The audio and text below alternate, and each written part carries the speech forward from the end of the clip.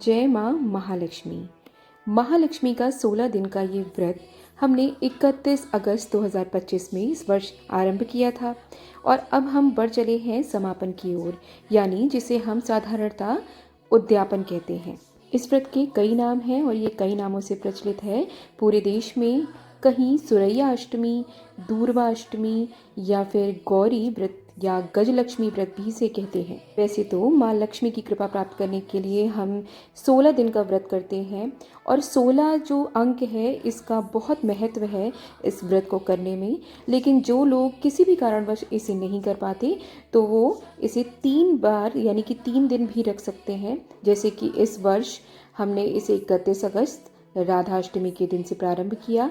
फिर जो लोग रहने में असमर्थ थे तो उन्होंने दूसरा व्रत किया 7 सितंबर को, और वही लोग 14 सितंबर को अंतिम व्रत, या हम सभी लोग जो 16 दिन का व्रत रख रहे हैं या फिर इसमें जो भी स्त्री या पुरुष इन 15 दिन में व्रत नहीं रख पाए हैं किसी भी वजह से, तो वो 14 सितंबर को भी माँ की पूर्ण पूजन कर सकते हैं, कलश स्थापना से लेकर और उनको विदाई देना। इस वीडियो में हम सारी चीज़ें बहुत सरलता से जानने वाले हैं, तो आइए चर्चा प्रारंभ करते हैं। इस व्रत में माता गजलक्ष्मी की विशेष रूप से पूजा होती है, यानी कि माता के गजों की, हाथियों की भी पूजा होती है। इसकी जो विशेष कथा है वो मैंने अपने चैनल पर डाली हुई है और संपूर्ण व्रत विधि, व्रत से जुड़ी कथाएं और सभी प्रकार की अन्य जानकारी आपको हमारे चैनल पर मिल जाएगी। महालक्ष्मी की जो पूजा होती है वो षोडशोपचार यानी कि 16 प्रकार की सामग्री से होती है। और मैंने वीडियो के प्रारंभ में आपको बताया कि 16 जो नंबर है वो बहुत इम्पॉर्टेंट है महालक्ष्मी की पूजन के लिए। इसमें 16 श्रृंगार, 16 आपको चुनरी माता के लिए, जो लोग निरंतर पूजा करते आए हैं, जो नहीं कर पाए हैं वो इसी अंतिम दिन पर ये सारी चीज़ें कर सकते हैं। यानी कि अगर आप विधि विधान से अंतिम दिन, जो लोग नहीं कर पाए हैं पूजा 14 सितंबर को भी अगर आप पूरा पूजन करते हैं तो भी आपको पूर्ण 16 दिन के व्रत करने का फल प्राप्त होगा। अब हम थोड़ी सी चर्चा कर लेते हैं कि क्या सामग्री चाहिए होगी। यानी कि अगर आप विधि विधान से अंतिम दिन, जो लोग नहीं कर पाए हैं पूजा 14 सितंबर को भी अगर आप पूरा पूजन करते हैं तो भी आपको पूर्ण 16 दिन के व्रत करने का फल प्राप्त होगा। अब हम थोड़ी सी चर्चा कर लेते हैं कि क्या सामग्री चाहिए होगी। श्री यंत्र के बिना महालक्ष्मी का पूजन अधूरा है, क्योंकि श्री यंत्र को ही माँ का आसन माना जाता है। साथ ही 16 श्रृंगार लेना है आपको, माँ के लिए आसन, कलश के लिए आप मिट्टी का कलश ले सकते हैं। साथ ही आपको 16 आम के पत्ते संभव नहीं है तो आप अशोक के पत्ते भी ले सकते हैं। पान लेना है, 16 की संख्या में आप चुनरी लें। फल, मिठाई, पुष्प, मेवा या माता के लिए जो आप भोग की सामग्री एकत्र कर रहे हैं, गंध, धूप, दीप और 16 मिट्टी के दिए या आप आटे के दिए भी बना सकते हैं। लेकिन इसमें आपको तिल का तेल नहीं, इसमें आपको शुद्ध देसी घी ही इस्तेमाल करना चाहिए। साथ ही आपको कौड़ी, कमलगट्टा की माला आपको मंत्र जाप के लिए विशेष रूप से रखनी चाहिए। सबसे ज़रूरी है इस व्रत में 16 गांठ का जो है माला आपको बनानी है, वो कलावा या मौली से बनती है। ये व्रत के पहले दिन से ही बनाई जाती है, जिसका विशेष रूप से पूजन होता है। और इस दिन भी आप जब दीपक लगाएंगे, माँ के लिए प्रज्वलित करेंगे और संपूर्ण पूजन करेंगे, तो उसके बाद भी आपको माला का पूजन करना है 16 गांठों को और उन 16 दियों से वारना है।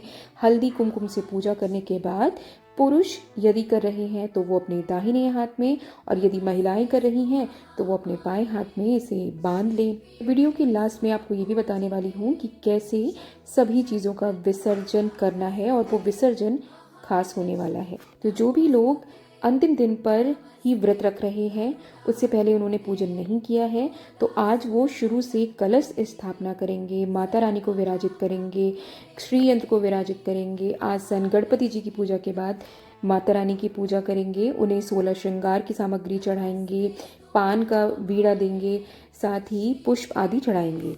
और माता रानी का पूजन करने के बाद आपको उस माला का, जिसमें को आपने 16 गांठ लगा के बनाया है, उसका पूजन करना है, जैसा कि मैंने बताया है शुरू में। और मैंने चैनल पर अलग से प्लेलिस्ट बनाई है महालक्ष्मी व्रत की, उसमें आपको सभी चीज़ें डिटेल में मिल जाएंगी। तो अब आपको एक शुद्ध वस्त्र से मंडप बनाना है मैया का। कुछ नहीं कर सकते तो आप माता रानी को जहाँ विराजित किया है आप उसे ही मंडप समान मान लें, और उसके बाद माँ के गज स्वरूप या फिर आप माँ की कोई चित्र अगर आपके पास है तो ऐसा ज़रूर लें जहाँ पे इसमें माँ के गज स्वरूप यानी कि हाथी भी हो, तो उनका पूजन अवश्य करना चाहिए आपको। कुछ नहीं तो आप प्रिंट आउट भी निकाल के कर सकते हैं यदि ये चीज़ें संभव नहीं है आपके पास। पश्चात आपको कनक धारा स्त्रोत का पाठ अवश्य करना चाहिए। इसके बाद आपको महालक्ष्मी के बीज मंत्र का जाप करना है। महालक्ष्मी का बीज मंत्र आप कमलगट्टे की माला से करें तो ये बहुत ज़्यादा शुभकारी होता है। यदि संभव नहीं है तो आप रुद्राक्ष की माला से ही करें।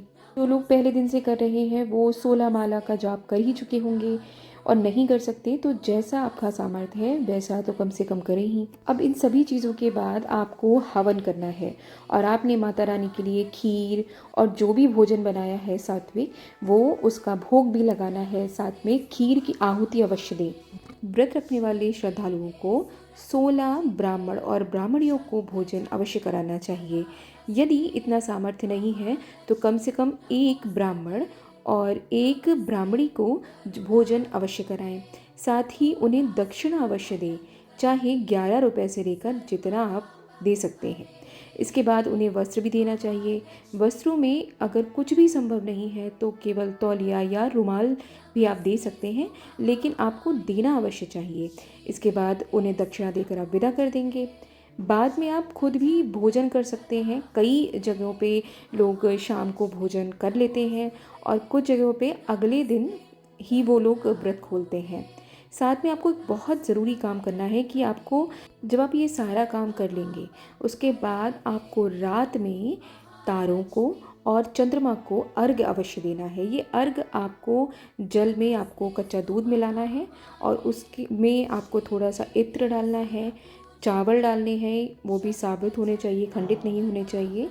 लाल गुलाब हो तो वो डाल लें उसकी पंखुड़ियाँ, और वो आपको अर्घ देना है। मित्रों, आपको लक्ष्मी माँ के बीज मंत्र मैंने आपको बताया ही था कि वो आपको जाप अवश्य करना है। 16 माला होती हैं। अगर आप इसको आप अलग अलग समय भी कर सकते हैं, अगर बांट लें टाइम की 4-4 करके, अगर एक साथ नहीं कर सकते। ओम ह्रीं श्रीं लक्ष्मीभ्यो नमः, इस मंत्र का आपको जाप करना है। अब आप ये सब करने के बाद आप कहेंगे कि विसर्जन कैसे करना है, जो मैंने शुरू में चर्चा की थी कि हम विसर्जन की चर्चा लास्ट में करने वाले हैं। तो यहाँ पे जो आपने 16 गांठों वाला धागा धारण किया हुआ है, कलश, माँ का आसन और ये सब चीज़ें, क्योंकि अब हमें माँ को विदा करना है। लेकिन आपको, जैसे हम अन्य देवी देवताओं का पूजन करते हैं और उन्हें विसर्जित करते हैं, ऐसा बिल्कुल नहीं करते हम लक्ष्मी पूजन में। तो आपको क्या करना है, आपको बहुत विवेकपूर्ण होकर सोचना है कि आपको किसे देना है। यानी कि हम सामान्यतः इसे अपने घर में ही इस्तेमाल कर लेते हैं। पहले तो कोशिश करिए कि आप 1.25 महीने ये धागा धारण करे रहें शुद्धता से। यदि आप नहीं कर पाते तो आपको इसे मंदिर में या अपनी तिजोरी में रख लेना है। फिर जब आप अगले वर्ष ये करेंगे तो आप इसे अपने ही घर के जो वृक्ष हैं, यानी कि जो पेड़ पौधे आपने लगाए होंगे, आप उसमें दबाएं। और बाकी जो भी सामग्री आपने माता रानी को पहले दिन से चढ़ाई है या इस दिन चढ़ाई है अंतिम दिन पर, तो वो सामग्री आप अपने ही घर में बांट लें। प्रसाद जो है आप ब्राह्मण ब्राह्मणी को तो दे ही चुके हैं, आप अपने घर में सभी मेंबर्स को वितरित कर दें। जो इस्तेमाल करने की चीज़ें हैं वो कोशिश करें कि माँ का प्रसाद मानकर आप वो इस्तेमाल करें, और दक्षिणा वगैरह जो है वो आप मंदिर में दे दें। तो आप श्रद्धा से और पूर्ण विश्वास से माता रानी का व्रत करें, उनका पूजन करें। आप विश्वास रखिए कि हमेशा के लिए आपके घर में धन की जो भी कमी है या जो ऐश्वर्य आपने माँ से मांगा है वो हमेशा के लिए माता रानी आपको दे दें और स्थिर लक्ष्मी आपके घर में वास करे। जय माँ लक्ष्मी, जय श्री हरि।